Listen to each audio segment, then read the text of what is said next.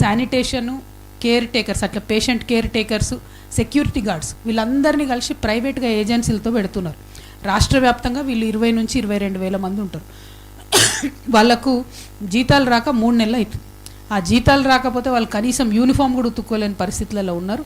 కాబట్టి వీళ్ళనైతే రెగ్యులరైజ్ చేయాలి. ఎందుకంటే వైద్యం మీద ప్రభుత్వం దృష్టి పెట్టదలుచుకుంటే వాళ్ళని ఖచ్చితంగా రెగ్యులరైజ్ చేయాలి.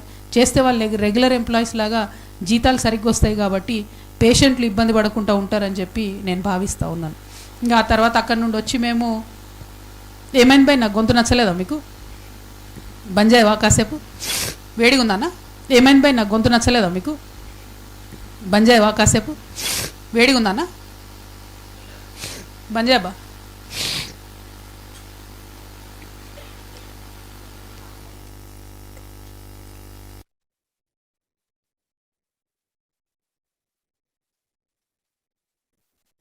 వింతలన్నీ మీ వనపర్తుల్లో చూసిన నేనైతే.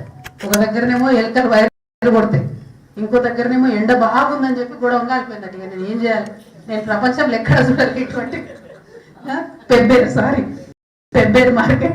పెబ్బేరు మార్కెట్లో ఆడ రైతులందరూ పాపం వడ్లు ఎండ పోసుకొని ఉంటే వాళ్ళని పలకరిద్దామని పోయినాం.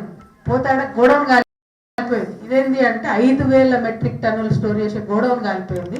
అది ఓన్లీ ఎండలు ఎక్కువైనాయని కాలిపోయినాడు. మరి సేమ్ అట్లాంటిదే పక్కకి ఇంకో గోడౌన్ ఉంది, అదైతే కాలిపోలేదు.